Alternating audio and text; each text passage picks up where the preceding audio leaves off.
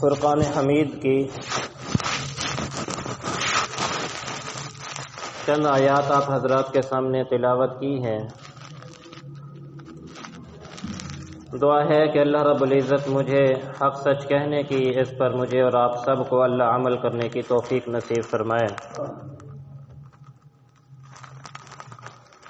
سورہ لقمان کی جو آیات آپ حضرات کے سامنے تلاوت کی ہیں، اس آیت کی تفسیر میں سبحان الہند حضرت مولانا احمد سعید رحمۃ اللہ علیہ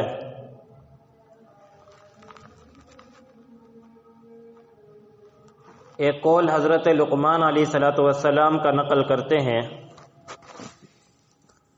کہ حضرت لقمان علیہ الصلوۃ والسلام نے ارشاد فرمایا کہ میں نے 4000 انبیاء علیہ الصلوۃ والسلام کی صحبت اٹھائی ہے۔ 4000 نبیوں کی میں نے خدمت کی، ان کی صحبت اٹھائی، ان کی تعلیمات کو حاصل کیا، تو ان 4000 انبیاء کی تعلیمات کا خلاصہ 8 باتیں ہیں۔ آپ اندازہ لگائیے کہ وہ 8 باتیں کس قدر قیمتی ہوں گی جو 4000 نبیوں کی صحبت میں بیٹھنے کے بعد خلاصے کے طور پر حضرت لقمان ہمارے سامنے بیان فرما رہے تھے۔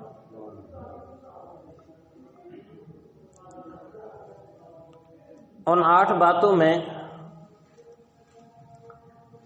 ایک بات کی تفصیل اس جمعۃ المبارک میں عرض کرنی مقصد ہے، وہ یہ کہ حضرت لقمان علیہ الصلوۃ والسلام نے فرمایا، جب تم دسترخواں پر بیٹھو تو اپنے حلق کی حفاظت کیا کرو۔ حلق گلے کو کہا جاتا ہے، اپنے حلق کی حفاظت کیا کرو۔ اس نصیحت کے 2 پہلو ہیں۔ ایک پہلو تو یہ ہے کہ تمہارے حلق سے کوئی حرام غذا نیچے نہ جائے، کہ تم پہلے جانچ پڑتال کر لیا کرو، دیکھ لیا کرو کہ جو کھانا میرے سامنے رکھا ہے آیا یہ حلال ہے یا حرام ہے، جو لقمہ میرے منہ کے اندر جا رہا ہے یہ حلال کمائی سے ہے یا حرام کمائی سے ہے۔ اگر تو حلال کمائی سے ہے تو بسم اللہ پڑھ کے کھاؤ، اللہ نے نعمت عطا فرمائی ہے اسے استعمال کرو، اور اگر حرام کمائی سے ہے تو اس لقمے سے اپنے آپ کو بچا لو۔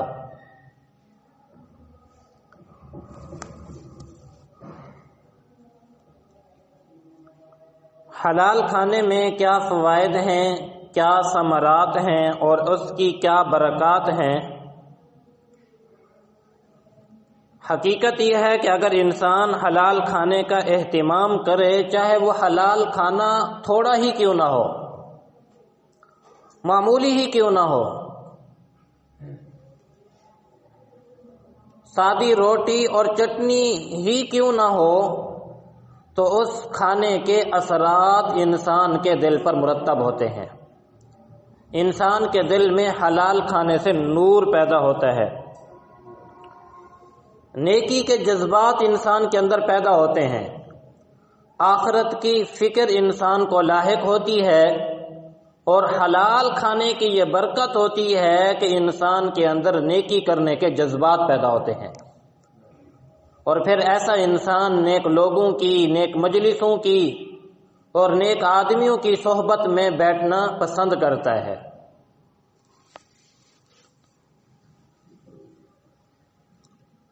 ایک واقعہ لکھا ہے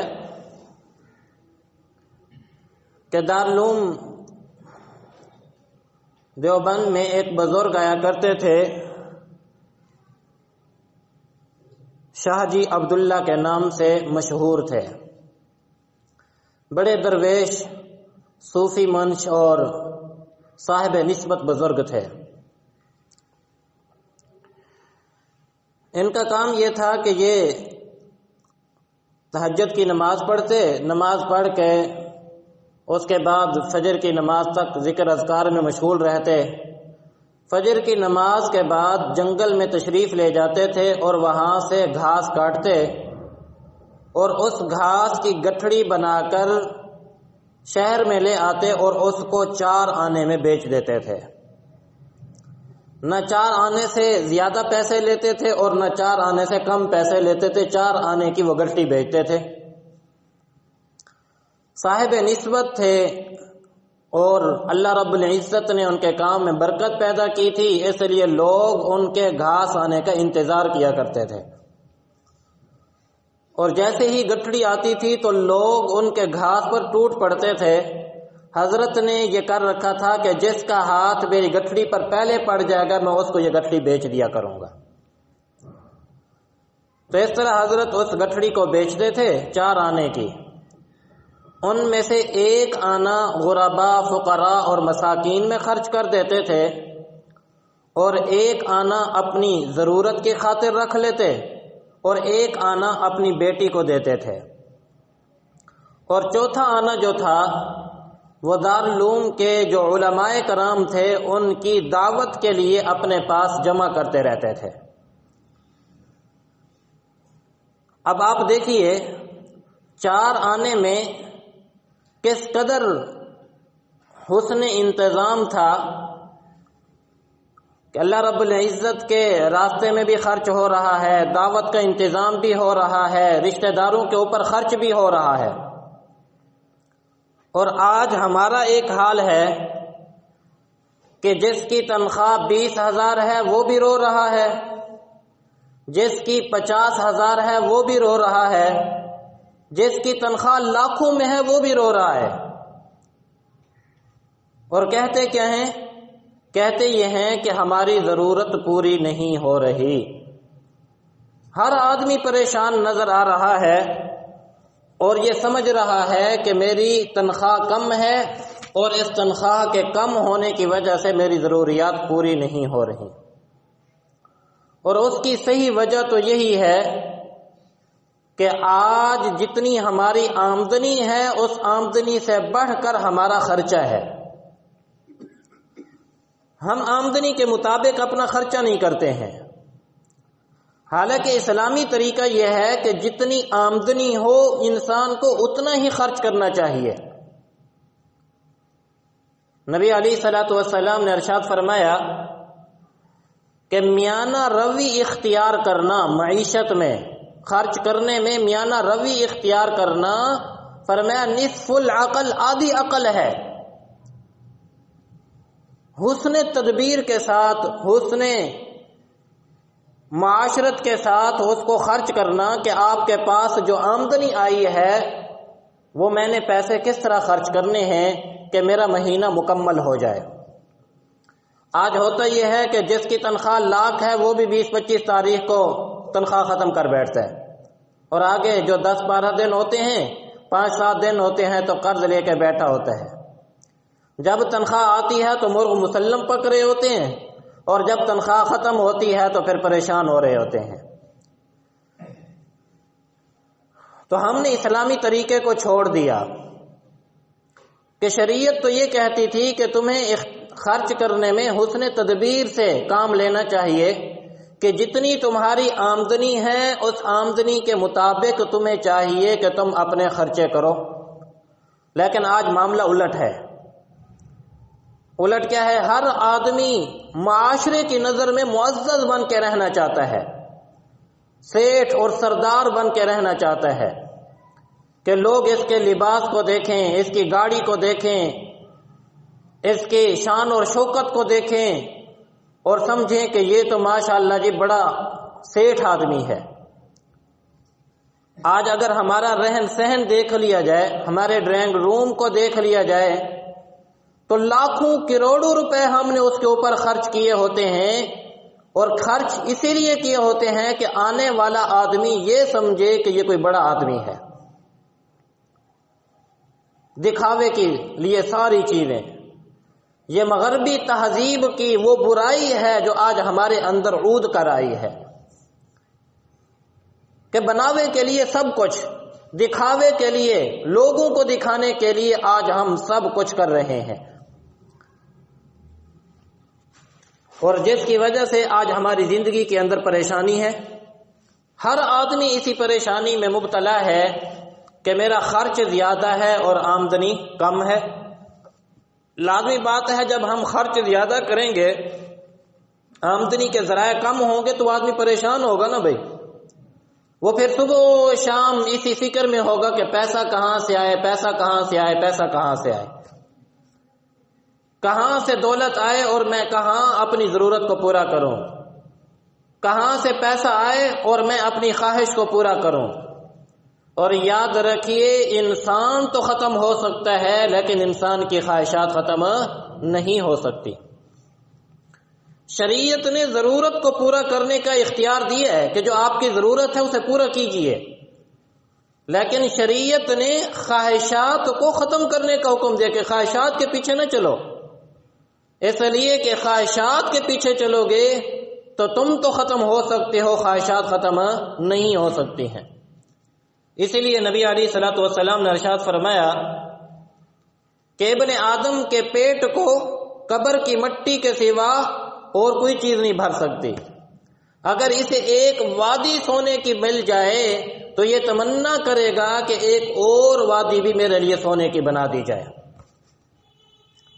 دیکھیے آج چھوٹے سے لے کر بڑے تک، امیر سے لے کر غریب تک، جھونپڑی میں رہنے والے سے لے کر محل میں رہنے والے تک، کچے مکانوں میں رہنے والوں سے لے کر بڑی بڑی کوٹھیوں میں رہنے والے تک، ہر آدمی اسی فکر میں مبتلا ہے کہ میرا کھانا اچھا ہو، میرا پینا اچھا ہو، میرا رہن سہن اچھا ہو، میرا لباس اچھا ہو، میرا مکان اچھا ہو، میری کوٹھی اچھی ہو، یہ بن جائے، وہ بن جائے، فلاں بن جائے.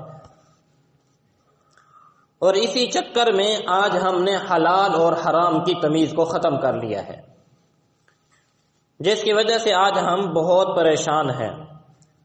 یاد رکھیے کہ سکون اور اطمینان انسان کو قناعت میں ملتا ہے. اور قناعت کس کو کہتے ہیں؟ قناعت اسی کو کہتے ہیں کہ جتنی آپ کی آمدنی ہے اسی کے اندر اپنی ضروریات کو پورا کر لینا. جتنی آمدنی ہے اتنا ہی اپنا خرچ کرنا، اپنی آمدنی سے بڑھ کر خرچ کرنا، یہ قناعت کے کیا ہے؟ خلاف ہے. تو اب ان بزرگوں کا حسن انتظام دیکھیے کہ کس قدر ان کے اندر حسن انتظام ہے کہ 4 آنے ہیں اور ان 4 آنوں کو کس طرح تقسیم کیا ہوا ہے کہ ایک آنا اپنی ضرورت کے لیے رکھا، ایک آنا غرباء، فقراء اور مساکین کے اوپر خرچ کیا، ایک آنا صلہ رحمی میں، کیونکہ ایک ہی بیٹی تھی تو بیٹی کو دے دیا کرتے تھے کہ رشتہ داروں کے ساتھ صلہ رحمی کا حکم ہے، اور ایک آنا علماء، نیک لوگوں اور بزرگوں کی دعوت کے لیے رکھا ہے. سبحان اللہ، ہمیں چاہیے کہ ہم بھی ان بزرگوں سے حسن معاشرت سیکھیں. آج ہمارے پاس لاکھوں روپے ہونے کے باوجود ہم نہ اپنے رشتہ داروں پر خرچ کرنے کی صلاحیت رکھتے ہیں، نہ غرباء اور فقراء کو دینے کی صلاحیت رکھتے ہیں، نہ نیک لوگوں اور علماء کی خدمت اور ان کی دعوت کرنے کا اہتمام کرتے ہیں.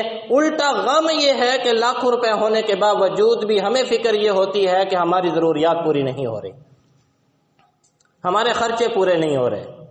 تو اس کا مطلب یہ ہوا کہ آج لاکھوں روپے ہونے کے باوجود بھی ہماری آمدنی اور ہمارے ذرائع کے اندر برکت نہیں رہی. وگرنہ پیسوں کی کمی نہیں ہے، یقین جانیے، واللہ کہہ رہا ہوں کہ آج سے پہلے اگر آپ 30-35 سال پیچھے چلے جائیں، ہمارے بزرگ تشریف فرما ہیں، اتنا پیسہ نہیں ہوتا تھا جتنا آج پیسہ ہے. کیا ہمارے بچے جس قدر آج خرچ کرتے ہیں اس سے پہلے ہمارے بچوں کو اتنے پیسے ملتے تھے؟ ہم ایک ساتھی فیصل آباد میں پچھلے جمعۃ المبارک میں گیا تو ساتھی ہم بیٹھے ہوئے تھے، مجھے وہاں کے استاد بتانے لگے کہ ایک بچے کی طرف اشارہ کر کے کہا کہ یہ بچہ ہفتے میں 10,000 روپے خرچ کرتا ہے. اور اپنے ابو سے کہتا ہے کہ مجھے 10-20 ہزار چاہیے، تو باپ اس کا ڈبل کر کے بھیج دیتا ہے، 10-20 کو ملا کر 30 ہزار بھیج دیتا ہے، اور یہ بچہ ہے کھا جاتا ہے، اڑا جاتا ہے۔ تو فرمانے لگے کہ میں نے ان کے والد کو فون کیا اور میں نے کہا کہ دیکھیں انسان کے حالات ہر وقت ایک طرح کے نہیں ہوتے ہیں، بچے کو ایسا نہ بنائیں کہ یہ ایسا عادی بن جائے کہ پھر پیسہ نہ ہو تو پھر کہیں غلط کاموں میں نہ پڑ جائے، الٹ چیزوں میں نہ لگ جائے، اس لیے احتیاط کے ساتھ دیں بھی صحیح اور احتیاط کے ساتھ خرچ کرنے کی ترغیب بھی دیں۔ تو آج پیسوں کی کمی نہیں، آج ہمارا بچہ باہر نکلتا ہے روزانہ کے 100 روپے تو معمولی بات ہے، معمولی بات ہے ہر بچہ روز کا۔ میں نے کہا کہ ہم 2007-8 کی بات ہے، کراچی کے اندر میں پڑھتا تھا جب، تو میرا بھائی وہ بھی منتیں کر کے 100 روپے مجھے دیتا تھا کہ میں مدرسے کے اندر رہتا تھا، مدرسے میں رہنے کی وجہ سے کچھ ضرورت ہوتی تھی، کبھی صابن خریدنا ہوتا تھا، کبھی کیا چیز خریدنی ہوتی تھی، میں نے کہا میں نے اس 100 روپے کو بھی جمع کر کے میں نے پوری اپنی کتابوں کی لائبریری بنائی ہے، اپنے تن کے اوپر خرچ نہیں کیا، اپنے علم کے اوپر خرچ کیا ہے۔ یعنی اس وقت حالت یہ ہوتی تھی، اس عاجز کی والدہ محترمہ کبھی کبھی فرماتی ہیں کہ ہماری ایک وقت تھا، ایک حالت یہ ہوتی تھی کہ لوگ جو سبزی بنا کر اس کے پتے پھینک جاتے تھے، ہم وہ پتے اٹھا کر گھر لاتے تھے اور اس کو ابال کے کھایا کرتے تھے۔ اور آج ہر بھائی، آج ہر آدمی صاحب نصاب ہے، صاحب نسبت ہے، ماشاءاللہ مال اور دولت کی فراوانی ہے، ان کے بچے آج دال روٹی کھانے کو پسند نہیں کرتے ہیں۔ تو پیسے کی آج کمی نہیں ہے، لیکن ہم نے اپنے خرچے اپنے آمدنی سے کیا کر لیے ہیں؟ زیادہ کر لیے ہیں، جس کی وجہ سے آج ہر آدمی پریشان ہے۔ تو آپ دیکھیے وہ شاہ جی حضرت عبداللہ کیسے ماشاءاللہ 4 آنے، اور ان 4 آنوں میں صلہ رحمی بھی ہو رہی ہے۔ مجھے بتائیے، ہم یہاں رشتے چلیں، ایک میرا آپ کے ساتھ اس نیت سے ایک ناطہ ہے کہ میں آپ کا امام ہوں، آپ میرے مقتدی ہیں، مجھے بتائیے سچے دل کے ساتھ کہ جب ہمارے پاس تنخواہ آتی ہے، کبھی ہم نے پیسے اس میں سے علیحدہ کیے کہ اس میں سے کچھ حصہ ہم اپنے رشتہ داروں کے اوپر خرچ کریں گے، اس میں سے کچھ حصہ ہم غرباء اور فقراء کے اوپر خرچ کریں گے، اس میں سے کچھ حصہ ہم اپنی ضرورت کے لیے رکھتے ہیں، اور کچھ حصہ اپنے محلے کے، اپنے ارد گرد کے جو علماء ہیں ان کی دعوت کر کے ان کو کوئی اعزاز اور ان کا اکرام یا ان کو کوئی عطیہ کے طور پر دیں گے۔ ہمارے اندر تو یہ چیز ہے ہی نہیں۔ ہم تو اس بات کی فکر میں ہیں کہ اگر میری 50,000 تنخواہ ہے تو میری 70,000 ہو جانی چاہیے۔ کیوں؟ اس لیے کہ میری ضرورت پوری نہیں ہو رہی، حالانکہ ضرورت پوری ہو رہی ہے، خواہش پوری نہیں ہو رہی۔ ضرورت اور چیز ہوتی ہے، خواہش اور چیز ہوتی ہے، تو جس کی وجہ سے آج ہمارے اندر حلال اور حرام کی تمیز ختم ہو چکی ہے۔ اور یاد رکھیے حلال غذا کی اپنی برکات اور اثرات ہوا کرتے ہیں، حلال غذا کے اپنے اثرات اور برکات ہوا کرتی ہیں۔ اس کی 1-2 مثالیں آپ حضرات کو دیتا ہوں کہ یہ جو میں نے مثال شاہ جی حضرت عبداللہ کی دی ہے، اکابر علماء فرماتے ہیں کہ اس دعوت کو کھانا کھانے کے بعد 1 مہینے تک ہمارے اوپر یہ اثر رہتا تھا کہ ہمارے دل منور ہو جاتے تھے، اور ہمارے دلوں سے خود بخود اللہ اللہ جاری ہوتا تھا، اور ہم راتوں کو اٹھ کر مصلی کے اوپر خود بخود کھڑے ہو جایا کرتے تھے۔ تہجد کے لیے ہمیں کسی کو جگانے کی ضرورت نہیں ہوتی تھی، خود بخود آنکھ کھل جایا کرتی تھی۔ اور حلال غذا کے شجاعت اور بہادری کے اندر بھی اس کے اثرات ہیں۔ افغانستان کے امیر عبد الرحمن خان جو والی کابل تھے، ان کے دادا تھے امیر دوست محمد خان۔ انہوں نے اپنے ایک بیٹے کو ایک جگہ کا ولی بنا دیا، اسے یعنی اس علاقے کا انتظام اور انصرام اس کے سپرد کر دیا۔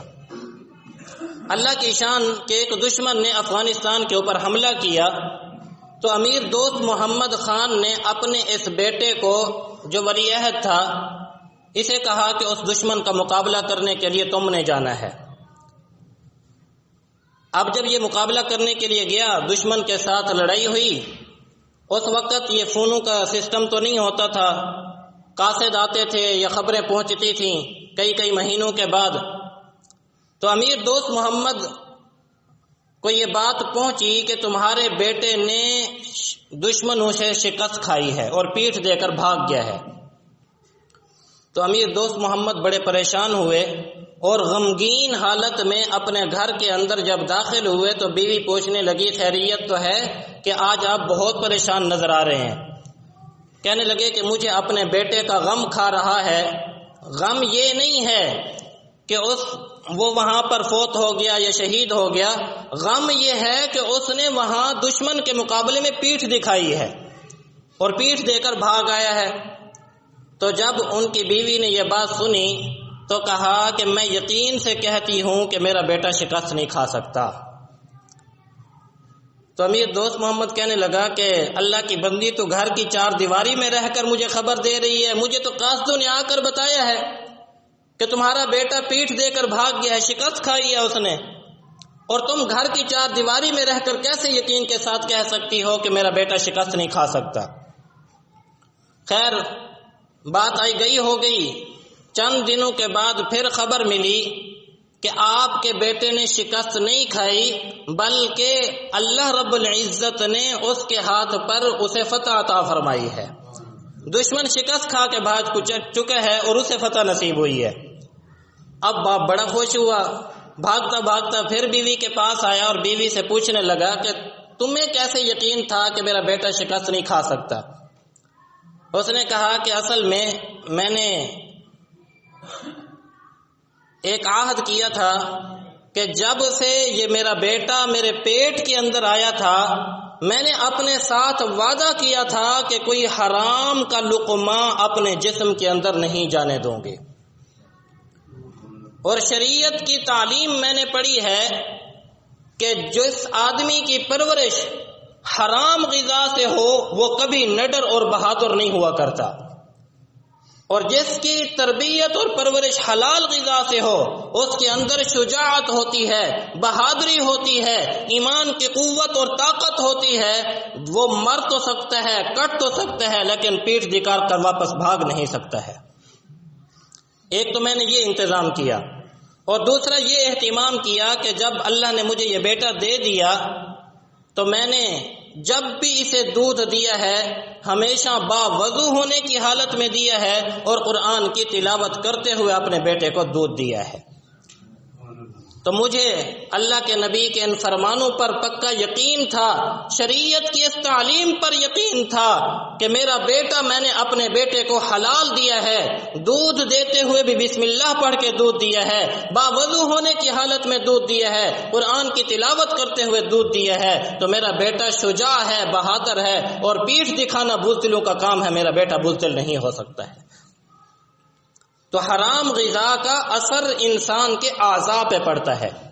کیوں؟ اس وجہ سے کہ جب انسان کے جسم میں غذا جاتی ہے تو وہی انسان کی جسمانی قوت بنتی ہے۔ اس غذا کا اثر صرف یہ نہیں ہوتا ہے کہ انسان کا پیٹ بڑا ہو جاتا ہے، انسان کی اس غذا کا اثر انسان کی آنکھ پہ پڑتا ہے، اس غذا کا اثر انسان کے ہاتھ پہ پڑتا ہے، اس غذا کا اثر انسان کے کان پہ پڑتا ہے، اس غذا کا اثر انسان کے پورے جسم پہ پڑتا ہے۔ جب پورے جسم پہ پڑتا ہے تو یاد رکھیے حلال کھانے کی وجہ سے انسان کا پورا جسم پھر انسان کو نیکی کی طرف لے کر جاتا ہے، اس سے پھر اچھے اعمال سرزد ہوتے ہیں۔ وہ پھر ایسے نہیں ہوتا ہے کہ وہ غلط کاموں کے اندر پڑ جائے، یہ حلال غذا ہی کا اثر ہوتا ہے کہ جس کی وجہ سے اللہ رب العزت اسے وہ مقام اور مرتبہ عطا فرماتے ہیں۔ اللہ اکبر کبیرہ۔ قرآن مجید کے اندر غور کیجئے، اللہ نے اپنے نبیوں کو اس بات کا حکم دیا، یا ایھا الرسل کلوا من الطیبات واعملوا صالحا، اے انبیاء کی جماعت، پہلے عمل صالح کا حکم نہیں دیا، کس چیز کا حکم دیا؟ پہلے کلوا من الطیبات، حلال اور پاکیزہ چیزیں کھاؤ۔ جب حلال اور پاکیزہ چیزیں کھاؤ گے تو اس کا اثر کیا ہوگا؟ اثر یہ ہوگا کہ واعملوا من الصالحات، تمہارے اندر نیک عمل کرنے کا جذبہ پیدا ہوگا، تم نیک عمل کرو گے۔ تو اس لیے یاد رکھیے کہ حلال غذا کا اثر ہوتا ہے۔ حضرت امام احمد ابن حنبل رحمۃ اللہ علیہ کی ایک مرتبہ امام شافعی رحمۃ اللہ علیہ نے دعوت فرمائی امام شافعی رحمۃ اللہ علیہ استاد سے اور امام احمد ابن حنبل امام شافعی کے شاگرد تھے، لیکن ہمیشہ جو اچھے استاد ہوتے ہیں وہ اپنے اچھے شاگردوں کے قدردان بھی ہوتے ہیں۔ تو اللہ نے امام احمد ابن حنبل کو بڑا مقام اور بڑا مرتبہ عطا فرما دیا تھا، تو انہوں نے ایک مرتبہ اپنے شاگرد امام احمد ابن حنبل کو خط لکھا کہ کافی دن ہو گئے ملاقات نہیں ہوئی، آپ ہمارے پاس تشریف لائیے، ہم آپ کے لیے دعوت کا انتظام کرتے ہیں۔ حضرت نے بڑے بڑے علماء کو جمع فرمایا تاکہ شہر سے باہر نکل کر امام احمد ابن حنبل کا استقبال کیا جائے۔ بڑے بڑے علماء جمع ہو گئے۔ وقت کے بادشاہ کو پتہ چلا امام شافعی رحمۃ اللہ علیہ کے وہ بھی مقلدین میں سے تھے، تو وہ بھی امام احمد ابن حنبل کے اس اعزاز اور اکرام میں کہ امام شافعی جیسے امام اگر ان کے استقبال کے لیے جا رہے ہیں تو ہمیں بھی جانا چاہیے، تو وہ بھی گئے، وزراء اور مشیر وہ بھی تو ساتھ ہوتے ہیں پھر۔ تو غرض ایک بہت بڑے مجمع نے امام احمد ابن حنبل کا استقبال کیا۔ امام شافعی رحمۃ اللہ علیہ انہیں لے آئے اور رات کو کھانے کا انتظام کیا گیا، کھانا کھایا، اور امام احمد ابن حنبل نے خوب پیٹ بھر کے کھانا کھایا۔ لوگوں نے کہا کہ حالانکہ نیک لوگوں کا یہ شعار ہوتا ہے کہ وہ زیادہ کھانا نہیں کھاتے، شریعت کی بھی یہی تعلیم ہے، یاد رکھیے شریعت کی بھی یہی تعلیم ہے۔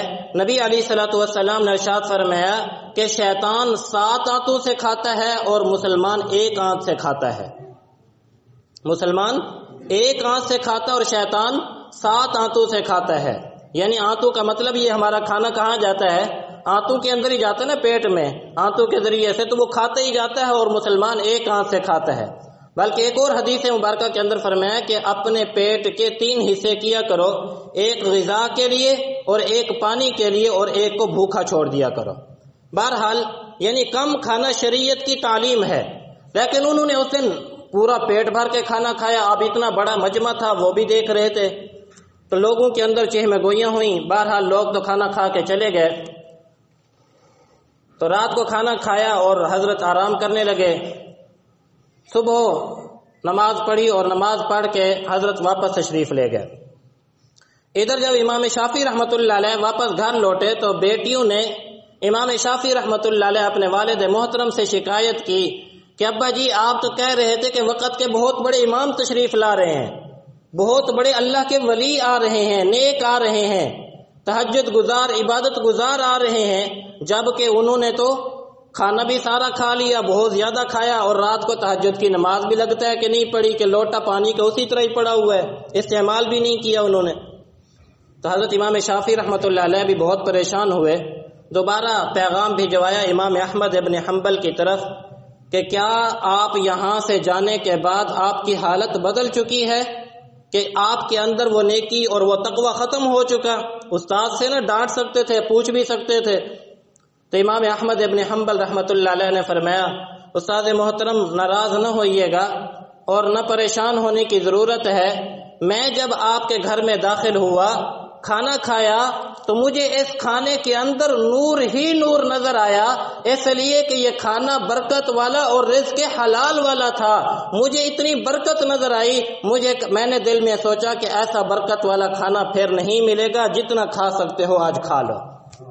اور حلال غذا کا یہ اثر ہوتا ہے کہ وہ سریع الہضم ہوتا ہے، یعنی جلدی ہضم ہو جاتا ہے، وہ پیٹ کے اوپر بوجھ نہیں بنتا ہے۔ میں نے اس لیے وہ کھانا خوب کھایا ہے اور وہ جلدی ہضم بھی ہو گیا، مجھے کسی قسم کی تکلیف کا سامنا نہیں کرنا پڑا۔ اور جب میں بستر پر گیا، اس حلال کھانے کے اثرات یہ تھے کہ مجھے نیند نہیں آئی، میں پوری رات جاگتے ہوئے ایک حدیث مبارکہ کے اوپر غور کرتے ہوئے میں نے 100 سے زائد مسائل اس سے نکالے ہیں۔ اور جب میں پوری رات جاگتا رہا ہوں، سویا نہیں ہوں، تو مجھے وضو کرنے کی ضرورت نہیں تھی، اسی لیے اس عشاء کے وضو سے ہی میں نے تہجد کی نماز بھی پڑھی، اور اللہ نے میرے دل کے اندر وہ مسائل اخذ کیے ہیں جو اس سے پہلے میں اس حدیث کو پڑھتے ہوئے وہ مسائل نہیں نکال سکا تھا۔ تو حلال غذا کے اپنے اثرات اور برکات ہوتی ہیں۔ آج ہماری غذاؤں کے اندر ملاوٹ آ گئی، اور ملاوٹ یہ نہیں ہے کہ مرچوں کے اندر کوئی رنگ ڈال دیا یا نمک کے اندر کوئی پتھر پیس دیا، ایک ملاوٹ تو وہ ملاوٹ ہے ایک ملاوٹ ہماری جس موضوع پر میں گفتگو کر رہا ہوں وہ ہے حرام کی ملاوٹ، کہ آج ہماری حلال اور حرام کی تمیز ختم ہو گئی، جس کی وجہ یہ ہوتی ہے کہ دل کا نور ختم ہو جاتا ہے، انسان کی طبیعت کے اندر سستی اور کاہلی پیدا ہوتی ہے، ہر وقت دماغ کے اندر برے خیالات اور برے جذبات پیدا ہوتے رہتے ہیں۔ یقین جانیے یہ عاجز اس بات کا کئی دفعہ مشاہدہ کر چکا ہے کہ جب انسان کوئی ایسی ادھر ادھر کی چیز کھا لے تو اس وقت دماغی کیفیت اور دل کی کیفیت خراب ہوتی ہے۔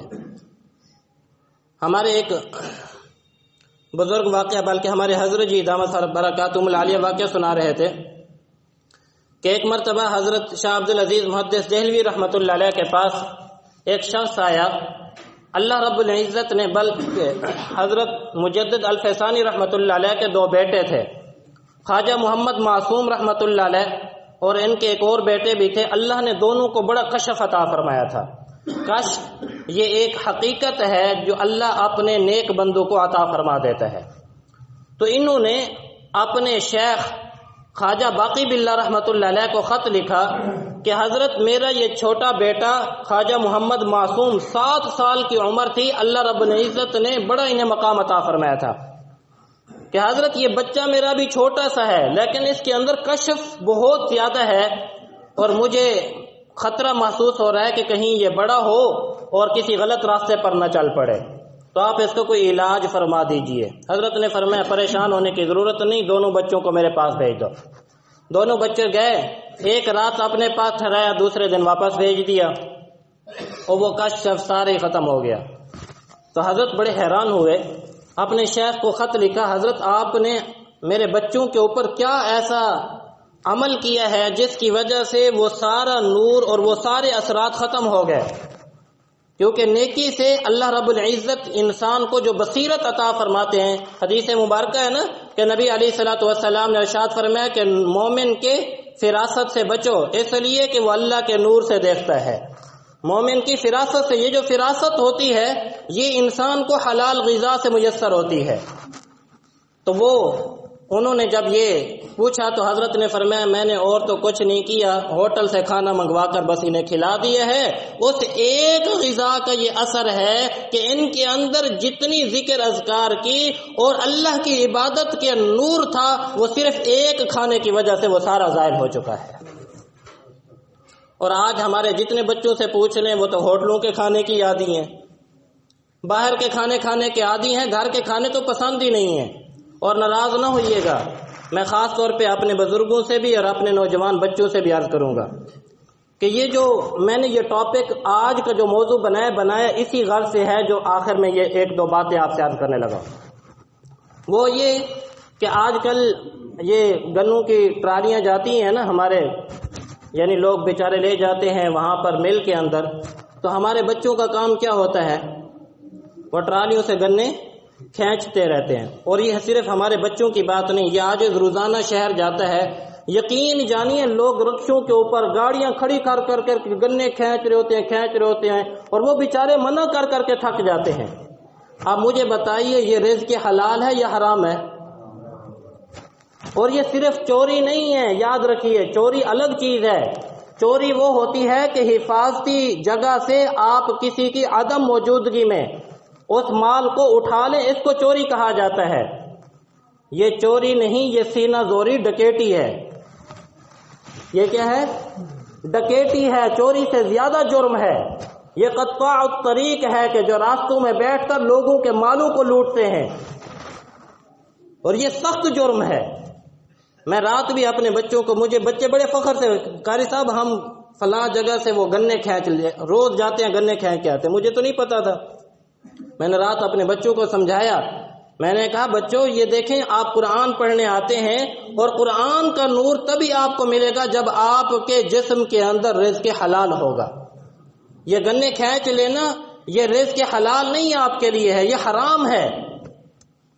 اپنے بچوں کو بتایا۔ میں ایک دن صبح فجر کی نماز کے بعد، سخت سردی تھی، میں سیر کرنے کے لیے گیا تو واپس آیا، وہ بچے وہاں سڑک کے کنارے میں جگہ تھوڑی گہری ہے تو وہاں چھپ کے بیٹھے ہوئے تھے۔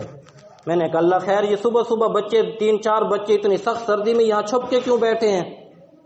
میں جب قریب آیا تو میں نے دیکھا دور سے گنے کی ٹرالی آ رہی تھی۔ اب وہ بچے چھپ کے کیوں بیٹھے تھے؟ اس لیے بیٹھے تھے کہ وہ ٹرالی آئے گی اور اس سے گنے کھینچے گئے۔ ٹرالی ذرا سپیڈ، میں آگے گزر گیا، میں نے پیچھے دیکھا کہ وہ بچے نکلے ٹرالی کے پیچھے لپ کے تاکہ گنے نکال سکے، لیکن وہ بھی اب ذرا سیانے ہو گئے ہیں، پیچھے سے انہوں نے بھی صحیح اب باندھے ہوئے ہوتے ہیں۔ بہرحال بتلانے کا مقصد یہ ہے کہ اپنے بچوں کو حرام نہ کھانے دیا کریں، اپنے بچوں کو سمجھائیں۔ چھوٹے تو چھوٹے، بڑوں کا بھی یہی حال ہے، کس کو آدمی سمجھائے؟ تو اس لیے ایک حدیث مبارکہ ہے، حضرت حسن رضی اللہ تعالیٰ عنہ، حضرت علی کے جو بیٹے ہیں، وہ فرماتے ہیں کہ نبی علیہ الصلوۃ والسلام کے سامنے ایک مرتبہ کھجوروں کا ڈھیر لگا ہوا تھا۔ میں گیا اور جا کر میں نے ایک کھجور اٹھائی اور منہ میں ڈال لی۔ بچہ تھا، بچپنا تھا، مجھے پتہ نہیں تھا۔ آپ علیہ الصلوۃ والسلام نے کہا کخ کخ، یعنی اس کو باہر نکالو، باہر نکالو، اور میرے منہ کے اندر انگلی دے کر اس کھجور کو باہر نکال کر پھینک دیا اور فرمایا بیٹے، اللہ نے صدقے کو میرے اہل بیت کے اوپر حرام کیا ہے، تمہارے لیے یہ چیز جائز نہیں ہے۔ منہ کے اندر سے کھینچ کر باہر نکال دی۔ آج میرا بچے کو ساتھ لے جاتے ہیں، ماں خود سکھا رہے تھے بیٹے یہ چیز اٹھا کے جیب میں ڈال دو۔ تو مجھے بتائیے کہاں ہمارے بچے پھر سیکھیں گے؟ اس عاجز کی والدہ محترمہ ایک واقعہ سناتی ہیں، الحمدللہ فرماتی ہیں کہ ہمارے علاقے میں پیچھے جہاں ہم رہتے تھے وہاں پر ایک آدمی چھوٹے سے بچپنے سے اس کی چوری کی عادت پڑ گئی تھی، بوڑھا ہو گیا، اب وہ چارپائی سے بڑی مشکل سے اٹھ سکتا تھا لیکن چوری کی عادت نہیں گئی۔ اب اس کا کام کیا ہوتا تھا، گھر سے اس نے وہ کوئی اور چیز تو ہوتی نہیں تھی، گندم یعنی دانے وغیرہ اس نے نکالنے اور نکال کر باہر کسی جگہ جا کے چھپا آنے۔ گھر والوں کو پتہ چلنا تو اسے ڈانٹنا، وہ بتاتا تھا میں فلاں جگہ چھپا کے آیا ہوں۔ یعنی چوری کی عادت ایسی لت پڑ گئی تھی کہ پھر وہ چھوٹنے پر بھی نہیں چھوٹتی تھی اور گھر سے چوری کر کے وہ باہر جا کے ڈالاتا تھا۔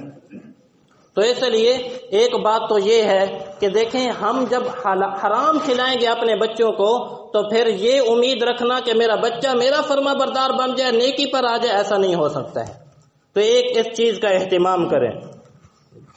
علی بن مدینی رحمت اللہ علیہ ایک بہت بڑے محدث ہیں، وہ فرماتے ہیں کہ میرے والد کا انتقال ہو گیا، میں روزانہ اپنے والد کی قبر پر جاتا تھا اور وہاں جا کر قرآن مجید کی تلاوت کرتا اور اپنے والد صاحب کے لیے یعنی ایصال ثواب کرتا۔ ایک دن میں رات کو گیا اور وہاں پر فرماتے ہیں کہ مجھے چیخ و پکار کی آواز آئی، فرماتے ہیں مجھے پڑھنا پڑھانا تو سارا بھول گیا، یہ چیخ و پکار قبرستان کے اندر تو میں بڑا پریشان ہوا، غور کیا تو پتہ چلا ساتھ ایک اور قبر ہے اور اس قبر سے اس طرح کی آوازیں آ رہی ہیں۔ اور یاد رکھیے یہ علی بن مدینی محدثین کے ہاں ان کا بہت بڑا مقام ہے۔ شراح حدیث اس بات کو جانتے ہیں کہ علی بن مدینی کتنے بڑے پائے کے محدث ہیں، یہ کسی معمولی آدمی کی بات نہیں ہے۔ وہ خود فرماتے ہیں کہ میں صبح تک انتظار کرتا رہا، صبح لوگ قبرستان میں آئے تو میں نے ان سے پوچھا کہ یہ کون شخص ہے، تو لوگوں نے کہا کہ یہ فلاں آدمی ہے، فلاں جگہ پہ رہتا تھا، تو میں اسے جانتا تھا۔ فرماتے ہیں کہ جب مجھے پتہ چلا کہ فلاں آدمی ہے تو میں حیران ہوا، یا اللہ یہ تو بڑا نیک آدمی تھا، متقی تھا، تہجد گزار تھا، بڑے اچھے اخلاق والا تھا، بڑا نیک سیرت تھا، تو پھر اسے قبر کا عذاب کیوں ہو رہا ہے؟ میں بڑا پریشان ہوا۔ فرماتے ہیں کہ میں اس تحقیق میں اور اس ٹوہ میں لگ گیا کہ گھر جا کر اس سے کسی طرح پتہ کروں کہ اس کا کون سا ایسا عمل ہے جس کی وجہ سے اسے قبر کے اندر عذاب ہو رہا ہے۔ فرماتے ہیں کہ میں اس کے گھر گیا، گھر والوں سے پوچھا، اس کے ہم عمر لوگوں سے تحقیق کی، تو انہوں نے کہا کہ اس کا اور تو کوئی عمل ہمارے سامنے نہیں، بس اتنا ہے کہ یہ ساری زندگی تجارت کرتا رہا، اللہ نے اسے بڑا مال اور دولت دی تھی، اس کی اولاد کوئی نہیں تھی، جب اولاد نہیں تھی تو جتنی مال اور دولت تھا، بوڑھا ہو گیا تو اس نے کہا کہ اب مجھ سے تجارت تو ہوتی نہیں، کام سنبھالا نہیں جاتا، اور سارے کاروبار کو بیچ کر اس نے جتنا پیسہ تھا وہ سارا کا سارا پیسہ اس نے سود کے اوپر دے دیا۔ اب وہ خود سارا دن مسجد میں بیٹھا رہتا تھا، تسبیحیں بھی پڑھتا، نمازیں بھی پڑھتا تھا، لیکن پیسہ کس کے اوپر دیا ہوا تھا؟ سود کے اوپر دیا ہوا تھا۔ تو تو اس لیے یاد رکھیے کہ وہ عمل جب میرے سامنے آیا تو فرماتے ہیں کہ مجھے معلوم ہو گیا کہ سود کا، حرام کا ایک لقمہ، نبی علیہ الصلوۃ والسلام نے فرمایا کہ جس جسم کے اندر حرام کا ایک لقمہ چلا جاتا ہے 40 دن کی نمازیں اللہ کے ہاں اس کی قبول نہیں ہوتی ہیں۔